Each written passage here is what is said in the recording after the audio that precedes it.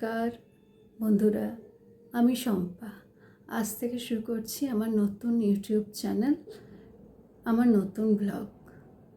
এটা জানেন তো, এই ইচ্ছাটা আমার বহুদিন ধরে মাথায় চাড়া দিচ্ছিল। বহুদিন না, বহু বছর ধরে, কিন্তু কিছুতেই আর পূরণ করে উঠতে পারছিলাম না। অবশেষে আজকে আমি আমার মনের শক্তির ইচ্ছাটা পূরণ করেই ফেললাম। এটা আমার ব্লগ বলা ভুল হবে, এটা আমাদের ব্লগ। আমার এই পথ চলায় আমার সাথে থাকছে আরও দুজন।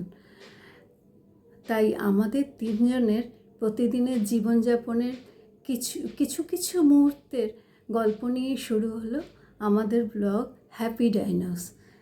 হ্যাপি ডাইনোসে আপনাদের সবাইকে আমার আন্তরিক শুভেচ্ছা ও অভিনন্দন। আচ্ছা, এবার আপনাদের বলি হ্যাপি ডাইনোস নামটা আমি কিভাবে সিলেক্ট করলাম। হ্যাপি ডাইনোস নামটা আমার একমাত্র আদরের ভাইজি আর সিলেক্ট করা নাম। মানে আমাদের একটা ফ্যামিলি হোয়াটসঅ্যাপ গ্রুপ ছিল, ওরই ক্রিয়েট করা। ওই গ্রুপের নাম দিয়েছিল হ্যাপি ডাইনোস। আমি যবে থেকে ব্লগটা শুরু করব ভেবেছি, তবে থেকে বলেছি যে আমি কিন্তু এই নামটা নেব, আমার ব্লগের নাম এইটা দেব, হ্যাপি ডাইনোস। কি মিষ্টি না নামটা!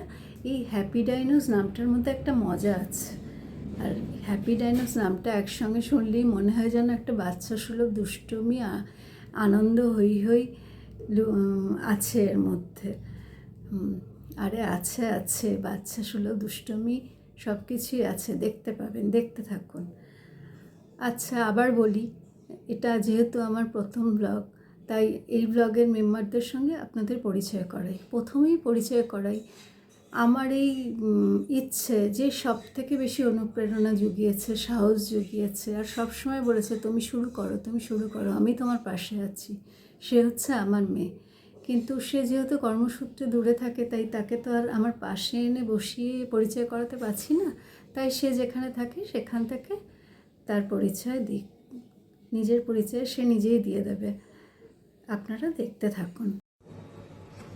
হ্যালো, আমি সোহিনী। আমি এই ব্লগের আর এক মেম্বার, 3 মেম্বারের মধ্যে একজন। ব্লগ শুরু করার মেন ইচ্ছেটা মায়ের। মা অনেক বছর ধরে বলছে যে ব্লগ শুরু করবো। আর কিছুভাবে মানে প্ল্যান করতে হয়ে উঠছিল না। আমি তারপরে লখনৌ শিফট করে যাই কাজের জন্য। আমি CSI আর CDRI-তে এখন PhD করছি। আর তখন আমাদের মাথায় আইডিয়া আসে যে ঠিক আছে, আমরা যেখানে থাকি সেখান থেকে ব্লগ করব। তুমি তোমার ওই দিকটা দেখাবে, আমি এই শহরটাকে দেখাবো, আমার কাজের জায়গাটা দেখাবো। তো সেটাই আপাতত ইচ্ছে। আমি খুব ক্যামেরা শাই, আমি পারি না একদমই ভিডিও করতে, কিন্তু চেষ্টা করব। আর চলুন আপনাদের দেখাই যে কিভাবে আমি আমার সারাদিন কাটাই, একটু ক্লিপস। সকালটা আমার খুব তাড়াহুড়োর মধ্যে দিয়ে হয়, কারণ আমি খুব সকালে উঠতে পারি না। তো তারপর রেডি হয়ে নিই ল্যাবে যাওয়ার জন্য। আর ব্রেকফাস্ট মোটামুটি প্যাক করে নিয়ে চলে যাই। আর এই যে আমার সাইকেল, যেটা আমি লখনৌ আসার পরই নিয়ে ফেলি, যে সাইকেল করে যাতায়াত করব, একটু এক্সারসাইজও হবে। এই হচ্ছে আমার ক্যাম্পাসে আমি ঢুকে পড়লাম। ক্যাম্পাসটা খুব সুন্দর, আমার খুব পছন্দের ক্যাম্পাস। অনেক সময় মানে এমনি হাঁটতে বেরোই, বিকেলবেলাটা এত ভালো লাগে। কোনোদিন পারলে একটা ভালো ট্যুর দেবো ক্যাম্পাসে। এটা আমার ল্যাবের একটা ছোট্ট গ্লিম্পস। ল্যাবটাও আমার খুব পছন্দের। এখানে দেখুন, এটা আমার ফেভারিট জায়গা, যেখানে এই গাছগুলো লাগানো। এটা আমার বেঞ্চ, আমার কাজের জায়গা। ক্যাম্পাসে অনেক ছোট্ট পাপিজ হয়েছে, যাদেরকে নিয়ে আমি মাঝে মাঝে গিয়ে একটু খেলে টেলে আসি। খুব কিউট সবার আমি নামও দিয়েছি। সেদিনকে ক্যাম্পাসে আমাদের ফাউন্ডেশন ডে রিহার্সালস চলছিল, তো সেগুলোই আমরা দেখতে গেছিলাম। এটা সেটারই একটা ছোট্ট গ্লিম্পস। চলে এসছি আবার ঘরে। এটা আমার হল প্লাস রান্নাঘরের জায়গা। রান্না জিনিসটা আমি প্রথমে তো করতাম না ওই বাড়িতে, মানে কলকাতায় একেবারেই করিনি। এখানে এসেই যা শেখা, যা করা। আর এখন এটা আমার খুব একটা পছন্দের জিনিস হয়ে গেছে। মানে সারাদিন খুব হাঁপিয়ে টাপিয়ে আসার পরও এসে কিছু না কিছু টুকটাক রান্না করতে আমার বেশ ভালো লাগে। এগুলো একদিনের রেকর্ড নয়, ছোট ছোট কিছু রেকর্ডিং দেখাচ্ছি। কোনো দিন ভালো করে একটা রেসিপি বানাবো আর সেটারও ভিডিও করবো নিশ্চয়ই। গানও গাই, গিটার শিখছি, এই নিয়েই সারাদিন কেটে যায় এখানে। প্রথম বাড়ি থেকে এসে খুব ভয় লেগেছিলো যে কীভাবে এখানে থাকবো একেবারে একা, কিন্তু এখন এই শহরটাকেই নিজের ঘর বাড়ি বানিয়ে ফেলেছি।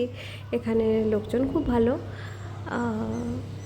তাদের সাথে একসাথে এখন তো হয়ে গেল প্রায় 2.5 বছর কাটিয়ে ফেললাম, আরও কিছু বছর কাটিয়ে নেব। এবার আপনাদের সঙ্গে পরিচয় করাই আমাদের ব্লগের মোস্ট ভ্যালুয়েবল মেম্বারের সাথে, মেন মেম্বার আমাদের ব্লগের। ওর নাম হলো বরফি। ওকে যখন আমি এরকম বুকের মধ্যে জড়িয়ে ধরি, আমার সারাদিনের ক্লান্তি, সারাদিনের অবসাদ সব দূর হয়ে যায়। আমি ওকে কী বলি জানেন? আমি বলি, আমি তোর যশোদা মা, তুই দেবকী মা তোকে জন্ম দিয়েছে, আর আমি তোর যশোদা মা, তোকে আমি পালন করছি। ওর যখন 45 দিন বয়স, তখন ওর বাবা ওকে মানে দেখে এসেছিল। সেদিন থেকেই ঠিক করেছিল মানে মনে মনে যে ওকেই নিয়ে আসবে আমাদের বাড়িতে। কিন্তু আমাকে কিচ্ছু জানেনি। আমি তো প্রচণ্ড ভয় পেতাম, আমি কোলে নিতে পারতাম না, আদর করতে পারতাম না, আমার গা শিশি করতো, ভয় পেতাম, কিন্তু ভালোবাসতাম। কিন্তু এই আফসোসটা আমার সারা জীবন রয়ে যাবে।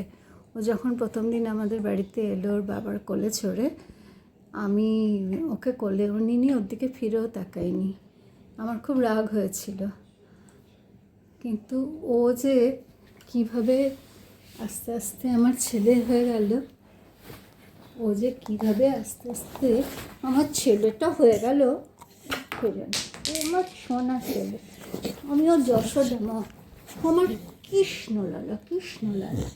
কি খাচ্ছিস বরফি? ও বরফি, সবাই তোমায় দেখবে বরফি, সবাইকে একটু হাই বলে দাও, একটুখানি হাই বলে দাও, সবাইকে একটু হাই বলে দাও।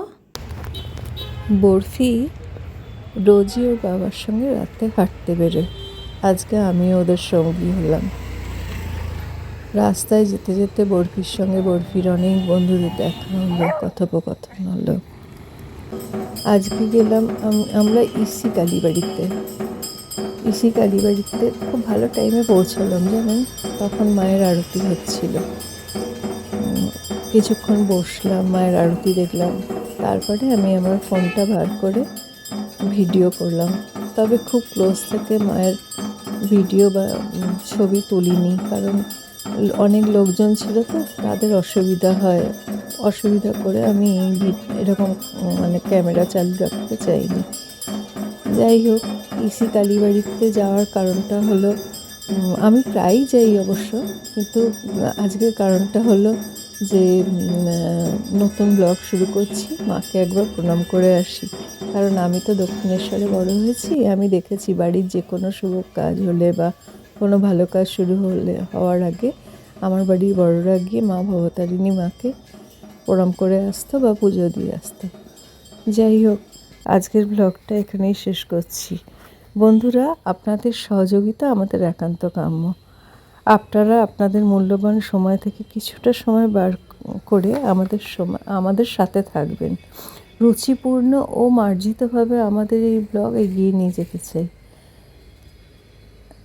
নিয়ে যেতে চাই আপনাদেরই হাত ধরে। সবার জন্য রইল অনেক শুভকামনা আর অনেক ভালোবাসা। সবাই খুব ভালো থাকবেন। সবাইকে অসংখ্য ধন্যবাদ জানিয়ে এখানেই আমি আমার ব্লগ শেষ করলাম। আবার দেখা হবে নতুন একটি ব্লগে।